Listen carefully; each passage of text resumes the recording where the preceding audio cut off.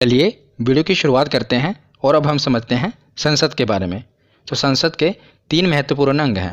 पहला राज्यसभा, दूसरा लोकसभा और तीसरा राष्ट्रपति। राष्ट्रपति भी संसद के महत्वपूर्ण अंग हैं, क्योंकि बिना राष्ट्रपति के हस्ताक्षर किए कोई भी बिल कानून नहीं बनता जब तक उस पर राष्ट्रपति के हस्ताक्षर न हो जाएं। इसीलिए संसद के तीनों महत्वपूर्ण अंग हैं, राज्यसभा, लोकसभा और राष्ट्रपति। तो संसद का वर्णन हमारे संविधान के अनुच्छेद 79 में है। तो हम देखते हैं संसद का जो वर्णन है ये अनुच्छेद 79 में है। तो संसद का जो महत्वपूर्ण अंग है राज्यसभा, इसका वर्णन अनुच्छेद 80 में है और लोकसभा अनुच्छेद 81 में है। उसके बाद आप ये जो नीचे देख रहे हैं इमेज, ये संसद भवन की है। ये संसद भवन के ऊपर की इमेज है। तो ये जो पूरी बिल्डिंग है इसी को हम संसद भवन कहते हैं। तो संसद जो पूरी बिल्डिंग है इसी को संसद भवन कहते हैं। और इसी में ये है लोकसभा, और इधर ये जो देख रहे हैं ये है राज्यसभा, और ये वाला एरिया है ये लाइब्रेरी है संसद भवन के अंदर। और बीच में जो आप ये देख रहे हैं ये है सेंट्रल हॉल। तो ये जो आप देख रहे हैं ये पूरी बिल्डिंग है, और इसी के अंदर है लोकसभा, इसी के अंदर है राज्यसभा, और बीच में है सेंट्रल हॉल। तो जो संविधान के जो हमारा संविधान का निर्माण हुआ, जो संविधान सभा की बैठक हुई थी वो कहाँ पर हुई थी? तो इसी सेंट्रल हॉल में हुई थी। और सेंट्रल हॉल में ही जैसे किसी विदेशों के प्रतिनिधि आते हैं, मतलब मान लीजिए अमेरिका के राष्ट्रपति आए, उन्हें हमारे संसद भवन में भाषण देना है, तो भाषण कहाँ देंगे? ना तो वो लोकसभा में भाषण देंगे ना राज्यसभा में भाषण देंगे, वो भाषण देंगे सेंट्रल हॉल में। तो आपको मैंने पूरा स्ट्रक्चर बता दिया कि ये पूरी बिल्डिंग को संसद भवन कहते हैं, और इसी में है लोकसभा, राज्यसभा और सेंट्रल हॉल, और ये है लाइब्रेरी। तो अब हम संसद के बारे में पढ़ते हैं डिटेल में। तो संसद को ही पार्लियामेंट कहते हैं इंग्लिश में, और इसका उल्लेख अनुच्छेद 79 में है, जैसा कि मैंने आपको बताया। तो पार्लियामेंट जो शब्द है ये फ्रेंच भाषा से लिया गया है। कई बार पूछा गया है कि जो पार्लियामेंट शब्द है कहाँ से लिया गया है, किस भाषा से लिया गया है? तो ये फ्रेंच भाषा से लिया गया है। और संसद की जननी ब्रिटेन को कहते हैं। ब्रिटेन से ही हमने संसदीय प्रणाली ली है, और इसी को संसद की जननी कहते हैं। और संसद के कितने अंग होते हैं, यानी कि कितने पार्ट्स होते हैं? तो इसके 3 भाग होते हैं, मैंने आपको बताया, एक राज्यसभा, लोकसभा और राष्ट्रपति। और संसद के कितने सदन होते हैं? दोनों अलग अलग चीज़ें हैं। जब आपसे पूछा जाए कि संसद के कितने अंग होते हैं, तो 3 अंग होते हैं, लोकसभा, राज्यसभा और राष्ट्रपति। पर जब पूछा जाए इसके कितने सदन होते हैं, यानी कि कितने हाउस होते हैं, तो 2 हाउस होते हैं, एक राज्यसभा और दूसरा लोकसभा। और जो भारतीय संसद भवन है इसका निर्माण किसने कराया था? तो एडविन लुटियंस और हर्बर्ट बेकर ने ही जो भारतीय संसद है पार्लियामेंट का हमारे डिज़ाइन तैयार किया था। किसने? एडविन लुटियंस और हर्बर्ट बेकर। तो उसके बाद आगे हम देखते हैं कि संसद के बाहरी परिधि 144 ग्रेनाइट पत्थरों के स्तंभ पर टिकी हुई है। तो जो आप ये इमेज में देख रहे हैं ये हमारा संसद भवन, और इसकी जो बाहरी परिधि में स्तंभ है ये कितने हैं टोटल? तो 144 स्तंभ है। तो जब एग्जाम में पूछा जाए कि संसद भवन की बाहरी परिधि कितने स्तंभों पर टिकी हुई है, तो टोटल कितने हैं? 144 ग्रेनाइट पत्थरों के स्तंभ पर टिकी हुई है।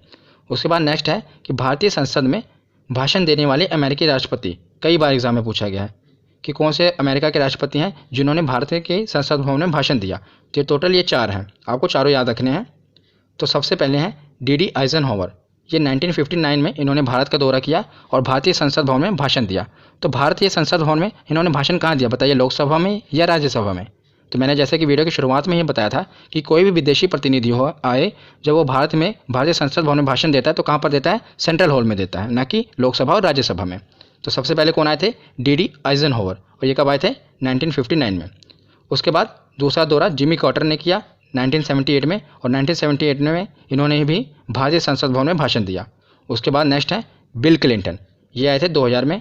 2000 में इन्होंने भारत का दौरा किया और भारतीय संसद भवन में भाषण दिया। और नेक्स्ट है बराक ओबामा, ये सन 2010 में जब आए थे, मतलब मनमोहन सिंह के समय, तो इन्होंने भारतीय संसद भवन में भाषण दिया था। तो आपको ये चारों याद रखने हैं। पहले हैं डी आइजनहोवर, दूसरे हैं जिमी कार्टर, और तीसरे हैं बिल क्लिंटन, और चौथे बराक ओबामा। तो उसके बाद नेक्स्ट हम देखते हैं संसद के सत्र। तो संसद के सत्र टोटल कितने होते हैं? तो साल भर में संसद के 3 सत्र होते हैं। पहला बजट सत्र, दूसरा मानसून सत्र, और तीसरा शीतकालीन सत्र। तो जो बजट सत्र होता है ये कब होता है? तो ये फरवरी से लेकर मई तक होता है। इसे बजट सत्र क्यों कहते हैं? क्योंकि इसी सत्र में भारत का बजट पेश किया जाता है, इसीलिए इसे बजट सत्र कहते हैं। दूसरा होता है मानसून सत्र, ये होता है जुलाई से लेकर सितंबर तक। और तीसरा होता है शीतकालीन सत्र, ये होता है नवंबर से लेकर दिसंबर तक। और जब पूछा जाए कि सबसे बड़ा सत्र कौन सा होता है, तो बजट सत्र, इसका समयकाल ज़्यादा है, फरवरी से लेकर मई तक। और सबसे छोटा सत्र कौन सा होता है? तो ये शीतकालीन सत्र, नवंबर से दिसंबर तक। ये तीनों याद रखिएगा। तो संसद भवन के बारे में बस हमें उतना ही पढ़ना था। अब हम पढ़ते हैं लोकसभा और राज्यसभा के बारे में। तो लोकसभा और राज्यसभा के कुछ अन्य नाम भी हैं जो सीधा वन लाइनर क्वेश्चन पूछ लिए जाते हैं कि बताइए निम्न सदन किसे कहते हैं, उच्च सदन किसे कहते हैं। तो मैंने एक ही स्लाइड में सभी को कवर कर दिया। इस तरफ जितने भी हैं ये सभी लोकसभा के अन्य नाम हैं और इस तरफ राज्यसभा के। तो निम्न सदन किसे कहते हैं, तो लोकसभा को निम्न सदन कहते हैं और उच्च सदन राज्यसभा को कहते हैं, क्योंकि लोकसभा को भंग किया जा सकता है पर राज्यसभा को कभी भंग नहीं किया जा सकता, इसीलिए इसे उच्च सदन कहते हैं। और हाउस ऑफ पीपल ये लोकसभा को कहते हैं और काउंसिल ऑफ स्टेट्स ये राज्यसभा को कहते हैं, क्योंकि जो जनता के द्वारा चुने गए प्रतिनिधि हैं ये कहाँ पर जाते हैं, लोकसभा में, और जो राज्यों के प्रतिनिधि होते हैं ये राज्यसभा में जाते हैं। तो जनता का सदन किसे कहते हैं, लोकसभा को, और चर्चित लोगों का सदन राज्यसभा को। प्रथम सदन किसे कहते हैं, लोकसभा को। द्वितीय सदन किसे कहते हैं, तो राज्यसभा को, क्योंकि जो जनता के प्रतिनिधि होते हैं वो लोकसभा में बैठते हैं, जो जिन्हें डायरेक्ट जनता चुनती है वो लोकसभा में जाते हैं, और राज्यसभा का अलग से चुनाव होता है, मैं आगे आपको वीडियो में बताऊंगा। इसलिए जो प्रथम सदन कहते हैं ये लोकसभा को कहते हैं और द्वितीय सदन राज्यसभा को कहते हैं। अस्थायी सदन कौन सा होता है, तो लोकसभा ही अस्थायी सदन है और स्थायी सदन राज्यसभा। ये कई बार एग्जाम में पूछा जाता है, वेरी वेरी इंपॉर्टेंट, कि अस्थायी सदन किसे कहते हैं, तो लोकसभा को, और स्थायी राज्यसभा को। स्थायी सदन राज्यसभा को क्यों कहते हैं, क्योंकि इसे कभी भंग नहीं किया जा सकता। और उसके बाद युवाओं का सदन लोकसभा को और बड़ों का सदन तो राज्यसभा को। ये कुछ अन्य नाम हैं जो कई बार एग्जाम में पूछे गए हैं। तो अब हमने लोकसभा और राज्यसभा के अन्य नामों के बारे में पढ़ लिया। अब हम देखते हैं कि लोकसभा में सदस्यों की संख्या कितनी होती है। तो अभी हाल ही फिलहाल में लोकसभा के सदस्यों की संख्या में बदलाव हुआ है, वो मैं आपको बताऊंगा। तो पहले लोकसभा में अधिकतम सदस्य कितने होते थे, अधिकतम हो सकते थे 552, जिसमें से 550 राज्यों और केंद्र शासित प्रदेशों से चुनकर आते थे, जिन्हें हम वोट देकर लोकसभा में भेजते थे, और 2 एंग्लो इंडियन होते थे जिन्हें राष्ट्रपति मनोनीत करते थे। 550 का चुनाव होता था और 2 राष्ट्रपति द्वारा मनोनीत किए जाते थे। तो 550 में से 530 राज्यों से आते थे सदस्य और 20 केंद्र शासित प्रदेशों से। तो ये एंग्लो इंडियन क्या होते हैं ये भी मैं आपको आगे बताऊंगा। अभी पर हाल ही फिलहाल में संविधान में एक संशोधन हुआ। तो संविधान संशोधन 104 के अंतर्गत क्या हुआ कि जो एंग्लो इंडियन थे इनका आरक्षण अब खत्म कर दिया गया लोकसभा से। तो जो पहले जो 2 सदस्य होते थे जिन्हें राष्ट्रपति मनोनीत करते थे, इनका आरक्षण क्या कर दिया गया, लोकसभा से खत्म कर दिया गया। तो अब पूछा जाए कि इनका आरक्षण खत्म करने के बाद अब लोकसभा में अधिकतम सदस्यों की संख्या कितनी है, तो कितनी हो सकती है, तो 550 हो सकती है, जिसमें से 2 तो खत्म हो गए तो बचे 550। तो टोटल ये 550 अब अधिकतम सदस्य हो सकते हैं, जिसमें से 530 राज्यों द्वारा और 20 केंद्र शासित प्रदेशों द्वारा। तो एंग्लो इंडियन कौन होते हैं मैं आपको बताता हूँ। तो जिनके पिता दादा परदादा यूरोप के यानी कि अंग्रेज हो और जो उनकी माँ हो भारतीय हो, तो उनकी जो संतान होगी वो एंग्लो इंडियन कहलाएगी। मतलब जब अंग्रेज भारत में रहते थे तो उन्होंने जब भारतीय महिला से विवाह कर लिया, तो जो इन दोनों से जो संतान हुई वो क्या कहलाई, एंग्लो इंडियन कहलाई। मतलब पिता तो है अंग्रेज पर माँ भारतीय है, तो इनकी संतान क्या कहलाएगी, एंग्लो इंडियन कहलाएगी। तो अभी तक क्या होता था कि लोकसभा में 2 एंग्लो इंडियन को राष्ट्रपति मनोनीत करते थे, इनका आरक्षण था। पर अभी संविधान संशोधन 104 के अंतर्गत एंग्लो इंडियन की सीट का जो आरक्षण है इसे खत्म कर दिया गया है। तो पहले 552 अधिकतम सदस्य हो सकते थे, अब 2 एंग्लो इंडियन को खत्म कर दिया गया सदस्यता। तो अब कितने हो गए, तो अधिकतम कितने सदस्य हो सकते हैं, अब 550 हो सकते हैं। आशा करता हूँ आपको डायग्राम से क्लियर होगा। तो अधिकतम सदस्यों की संख्या तो हमने देख ली। अब हम देखते हैं कि लोकसभा में वर्तमान सदस्यों की संख्या कितनी है। तो आप कंफ्यूज मत होइएगा कि अधिकतम सदस्यों की संख्या कितनी है, वर्तमान सदस्यों की संख्या कितनी है, इसीलिए मैंने आप डायग्राम से बताया है। तो चलिए मैं आपको एक उदाहरण से और क्लियर कर देता हूँ। मान लीजिए जब आपने किसी कॉलेज में एडमिशन ली थी ग्रेजुएशन करने के लिए, तो उसमें सीटें होती थी ना, लिमिटेड होती थी। मान लीजिए जिसमें आपने एडमिशन ली थी उसमें 50 सीट थी ग्रेजुएशन के लिए, पर जब एडमिशन हुई बच्चों ने कितनी सीटों पर एडमिशन हुई, 45। 5 बच्चों ने एडमिशन नहीं लिया, टोटल कितने बच्चे एडमिशन ले सकते थे, 50। ये है अधिकतम संख्या। पर वर्तमान में अगर पूछा जाए कि उसमें कितने बच्चों ने एडमिशन ली, तो 45, 5 सीटें भी खाली है ना। उसी प्रकार लोकसभा में अगर बात की जाए अधिकतम सदस्यों की संख्या, तो पहले 552 थी, पर अब कितनी है, 550। पर अगर पूछी जाए कि वर्तमान में कितनी है, अधिकतम कितनी हो सकती है, वो तो 550 है, पर वर्तमान में बात की जाए तो 543 है। 545 पहले हुआ करती थी, पर 2 एंग्लो इंडियन का आरक्षण खत्म कर दिया गया। तब कितने सदस्यों की संख्या है, तो 543, और 543 में से 530 राज्यों में से है और 13 केंद्र शासित प्रदेशों में से। पर कहानी यहीं पर ख़त्म नहीं होती। जैसा कि आपको पता है कि अनुच्छेद 370 को ख़त्म कर दिया गया। तो पहले जो जम्मू कश्मीर होता था ये एक पूरा राज्य होता था ना, लेकिन अब इसे क्या किया गया, 2 केंद्र शासित प्रदेशों में बांट दिया गया। एक तो जम्मू कश्मीर और दूसरा लद्दाख। तो इसमें पहले टोटल 6 लोकसभा की सीटें होती थी जब ये राज्य था, लेकिन जब से ये केंद्र शासित प्रदेश बना है तो क्या हुआ, अब इसे डिवाइड कर दिया गया। 5 जो सीटें हैं लोकसभा की ये जम्मू कश्मीर प्रदेश के पास है और एक लद्दाख के। तो अभी ये घोषित है, याद रखिएगा, जब से ये केंद्र शासित प्रदेश बना है अभी चुनाव नहीं हुआ। जब 2019 में चुनाव हुआ था तो ये राज्य था। तो अभी वर्तमान में बात की जाए तो 530 जो है राज्यों से हैं और 13 केंद्र शासित प्रदेशों से। पर आगे जब चुनाव होगा तो इसमें अपडेशन हो जाएगी। क्या होगा कि जो 6 ये सीटें हैं राज्यों में से कम हो जाएंगी, क्योंकि ये तो केंद्र शासित प्रदेश बन गया, और ये ऐड कहाँ पर हो जाएंगी, केंद्र शासित प्रदेशों में से। तो आगे क्या होगा कि जब आगे पूछा जाए कि जब इस मतलब अभी अपडेट नहीं हुआ है, अभी तो कितना है, अभी पूछा जाए कि वर्तमान में सदस्यों की संख्या तो 530 ही है और राज्यों से और केंद्र शासित प्रदेशों से। लेकिन जब इसमें चुनाव हो जाएगा तो राज्यों में कितनी हो जाएगी, 524, क्योंकि 6 लेस हो जाएगी और यही 6 इसमें केंद्र शासित प्रदेश में ऐड हो जाएगी। तो केंद्र शासित प्रदेशों में से कितनी हो जाएगी, तो 19 हो जाएगी। आशा करता हूँ आपको पूरा डायग्राम से क्लियर हो गया होगा। तो वर्तमान के सदस्यों की संख्या और अधिकतम सदस्यों की संख्या आपको पूरा याद हो गया होगा। उसके बाद हमने पूरा लोकसभा के बारे में देख लिया और राज्यसभा में भी सदस्यों की संख्या देख लेते हैं। इसमें कन्फ्यूज़न है, ये तो आपको आराम से क्लियर हो जाएगा। तो राज्यसभा में अधिकतम सदस्यों की संख्या कितनी हो सकती है, तो 250। तो 250 में से 200 जो 38 हैं ये राज्यों और केंद्र शासित प्रदेशों से हैं, और 12 को क्या होता है कि 12 जो सदस्य हैं इन्हें राष्ट्रपति द्वारा मनोनीत किया जाता है। 238 तो राज्यों और केंद्र शासित प्रदेशों का प्रतिनिधित्व करते हैं और 12 जो है ये राष्ट्रपति द्वारा मनोनीत किए जाते हैं। तो किन्हें राष्ट्रपति द्वारा मनोनीत किया जाता है, तो इसके बारे में लिखा गया है कि जो कला, विज्ञान, साहित्य और समाज सेवा के फील्ड से हैं उन्हें राष्ट्रपति द्वारा मनोनीत किया जाता है। यानी कि आर्ट्स, साइंस, लिटरेचर और सोशल सर्विस से रिलेटेड हो उन्हें ही राष्ट्रपति द्वारा मनोनीत किया जाता है। तो कितने सदस्यों को, 12। ये है अधिकतम। लेकिन अभी बात की जाए तो वर्तमान में, तो वर्तमान में राज्यसभा के सदस्यों की संख्या कितनी है, तो 245, जिसमें से 12 सदस्यों को राष्ट्रपति द्वारा मनोनीत किया जाता है। तो 245 में प्लस हुए 12 तो बचे कितने, 233, और 233 को राज्य और केंद्र शासित प्रदेशों से चुना जाता है। तो आशा करता हूँ ये भी आपको क्लियर होगा। तो राज्यसभा और लोकसभा के सदस्यों की संख्या के बारे में हमने पढ़ लिया। अब हम लोकसभा और राज्यसभा को डिटेल में पढ़ते हैं कि इससे कौन कौन से प्रश्न बनते हैं। तो इन दोनों को मैंने इकट्ठा ही कवर कर दिया है ताकि आप कंपेयर करके पढ़ें, क्योंकि जब आप कंपेयर करके पढ़ेंगे ना तो आपको ये ज़्यादा देर तक याद रहेंगे। तो इस तरफ है लोकसभा और इस तरफ है राज्यसभा। तो लोकसभा का वर्णन अनुच्छेद 81 में है और राज्यसभा का वर्णन अनुच्छेद 80 में है। तो लोकसभा का कार्यकाल कितना होता है, तो लोकसभा का कार्यकाल होता है 5 साल और राज्यसभा का कार्यकाल, तो याद रखिएगा जब पूछा जाए राज्यसभा का कार्यकाल कितना होता है तो राज्यसभा का तो कार्यकाल अनंत होता है, क्योंकि ये तो कभी भंग ही नहीं होती। पर राज्यसभा के सदस्यों का कार्यकाल होता है 6 साल, याद रखिएगा। तो दूसरा पॉइंट है भंग। तो भंग किया जा सकता है, किसे भंग किया जा सकता है, तो लोकसभा को भंग किया जा सकता है पर राज्यसभा को कभी भंग नहीं किया जा सकता। ये क्यों नहीं किया जा सकता ये मैं आपको आगे बताऊंगा। तो 2 पॉइंट कवर हो गए, इसे भंग किया जा सकता है, राज्यसभा को भंग नहीं किया जा सकता। तो योग्यता क्या होती है, मतलब जो लोकसभा का चुनाव लड़ेंगे लोकसभा के सदस्यों की योग्यता क्या होगी, तो पहले तो वो भारत का नागरिक हो। दूसरी बात सबसे इम्पोर्टेंट, तो लोकसभा के जो सदस्यों की संख्या है न्यूनतम आयु कितनी होनी चाहिए, तो याद रखिएगा 25 वर्ष, न्यूनतम आयु होनी चाहिए 25 वर्ष, और सरकार के किसी लाभ के पद पर ना हो, और चौथा वो पागल और दिवालिया ना हो। तो ये जो 4 योग्यता होनी चाहिए जो लोकसभा का सदस्य है। राज्यसभा के सदस्यों में भी 3 योग्यता तो सेम ही है, पहला तो वो भारत का नागरिक हो, एक वो भारत के किसी सरकार के किसी लाभ के पद पर ना हो और पागल और दिवालिया ना हो। पर ये जो सेकंड पॉइंट है ये इंपॉर्टेंट है कि उसकी न्यूनतम आयु कितनी होनी चाहिए, 30 वर्ष। तो लोकसभा में कितनी है, 25 वर्ष और राज्यसभा में 30 वर्ष। ये कई बार एग्जाम में पूछा गया है। तो राज्यसभा को मैंने आपको बताया था ना बड़ों का सदन कहते हैं, याद रखिएगा ज़्यादा बड़ी मतलब 30 वर्ष की आयु राज्यसभा में होनी चाहिए और लोकसभा में 25 वर्ष की आयु होनी चाहिए।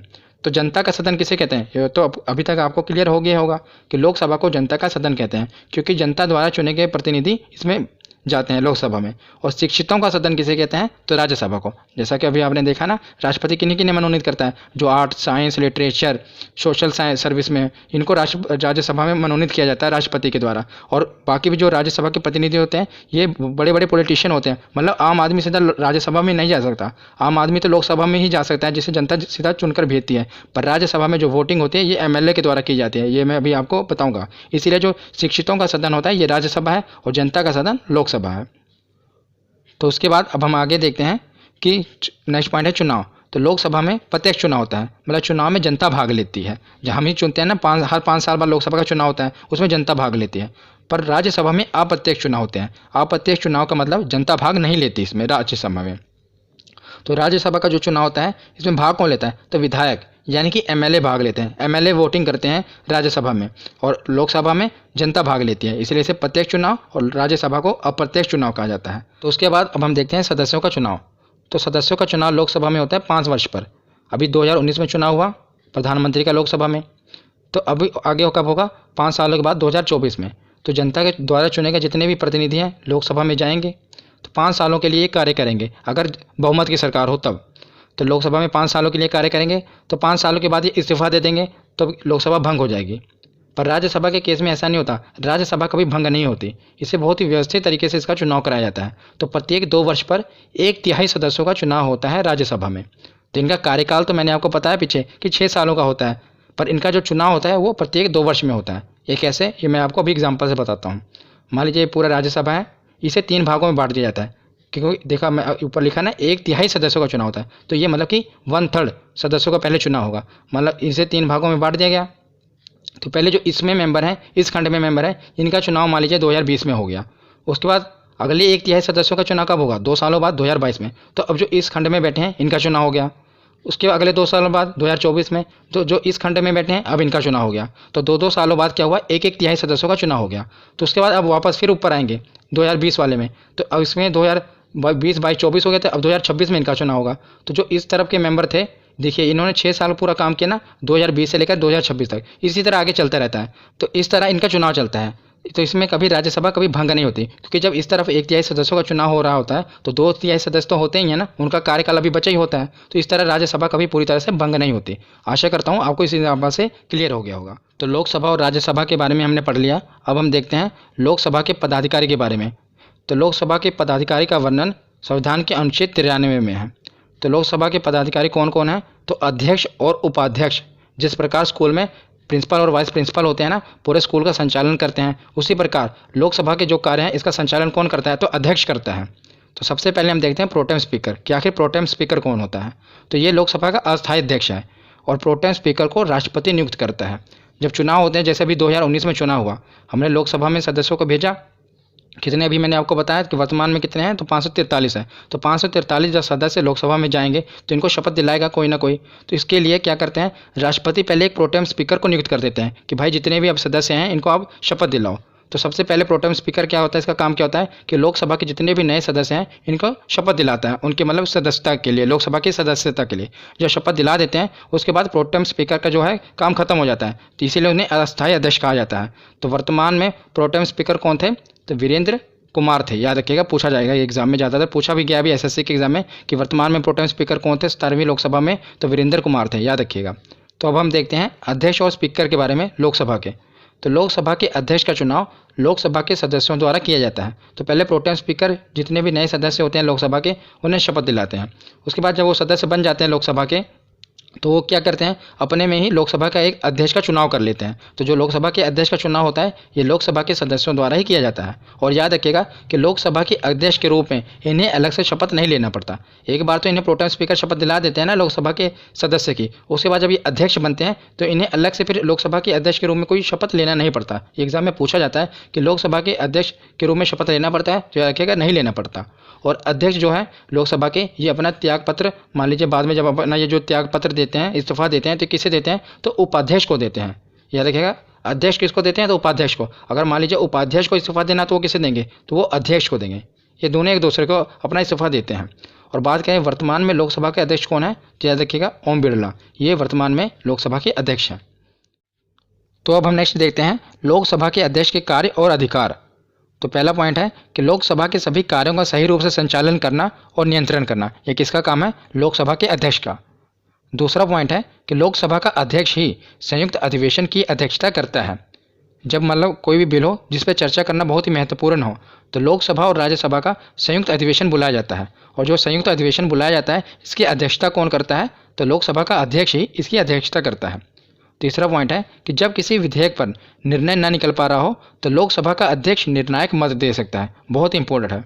मान लीजिए लोकसभा में कोई बिल आया जिस पर वोटिंग चल रही हो और 50% वोटिंग उसके फेवर में हो और 50% वोटिंग उसके फेवर में ना हो, तो अब निर्णायक मत कौन दे सकता है, तो लोकसभा का अध्यक्ष निर्णायक मत दे सकता है। मान लीजिए उसने अपने वोटिंग जो है लोकसभा के अध्यक्ष ने फेवर में दे दी तो ये बिल पास हो जाएगा। अगर फेवर में उन्होंने वोटिंग नहीं दी तो ये बिल पास नहीं होगा। तो निर्णायक मत कौन दे सकता है, तो लोकसभा का अध्यक्ष दे सकता है, जब मान लीजिए बिल 50-50 वाली पोजीशन में आ जाए तब। तो फोर्थ पॉइंट है धन विधेयक का निर्धारण लोकसभा का अध्यक्ष करता है। तो धन विधेयक क्या है, ये मैंने संविधान के महत्वपूर्ण अनुच्छेद वाली वीडियो में बता रखा है, आप वो वीडियो जरूर देख लेना।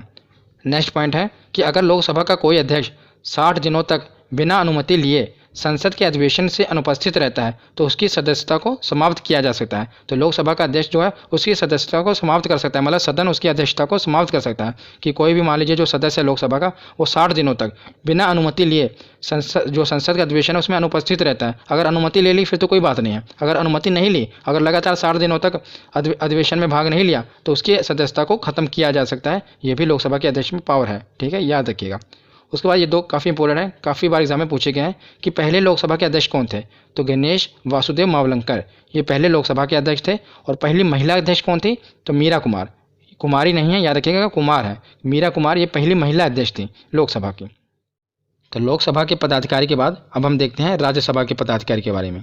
तो राज्यसभा का पदाधिकारी का वर्णन अनुच्छेद 89 में है। तो लोकसभा का पदाधिकारी कौन होते थे, अध्यक्ष और उपाध्यक्ष, और राज्यसभा के पदाधिकारी होते हैं सभापति और उपसभापति।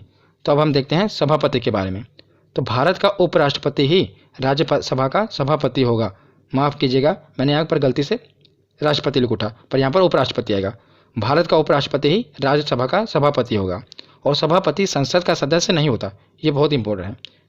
जब हमने लोकसभा में अध्यक्ष के बारे में पढ़ा तो वो संसद का सदस्य होता है, मतलब उस समय लोकसभा का अध्यक्ष होता है, पर जो सभापति होता है ये संसद का सदस्य नहीं होता, ये याद रखिएगा। और सभापति की अनुपस्थिति में उपसभापति उनका कार्य करेंगे। तो मान लीजिए सभापति नहीं है तो उनकी अनुपस्थिति में उपसभापति उनका कार्य करेंगे। और सभापति जो है उपराष्ट्रपति होते हैं ये अपना त्यागपत्र राष्ट्रपति को देंगे। ये काफ़ी बार एग्जाम में पूछा गया है, क्योंकि हम गलती कर देंगे कि जो सभापति हैं ये उपसभापति को अपना त्यागपत्र देंगे, पर नहीं, ये उपराष्ट्रपति होते हैं ना, तो जो उपराष्ट्रपति हैं ये राष्ट्रपति को अपना त्यागपत्र देंगे और उपसभापति अपना त्यागपत्र सभापति को। उपसभापति तो सभापति को देंगे, पर जो सभापति हैं ये किसको देंगे, राष्ट्रपति को अपना त्यागपत्र देंगे, याद रखिएगा। काफ़ी बार ये पूछा गया एग्जाम में। और एक आपको और बात बता देता हूँ, जो उपराष्ट्रपति होते हैं इन्हें जो तनख्वाह मिलती है, जो इनको वेतन मिलता है, ये उपराष्ट्रपति के पद के लिए नहीं मिलता, बल्कि जो ये राज्यसभा में सभापति के रूप में काम करते हैं ना, इसके लिए इनको वेतन मिलता है उपराष्ट्रपति को। तो नेक्स्ट हम देखते हैं कि वर्तमान समय में राज्यसभा के सभापति कौन है। तो वेंकैया नायडू जी ये वर्तमान समय में राज्यसभा के सभापति हैं। और वर्तमान समय में राज्यसभा के उपसभापति कौन है, तो हरिवंश नारायण सिंह ये उपसभापति हैं वर्तमान समय में। तो आज की वीडियो यहीं पर खत्म होती है।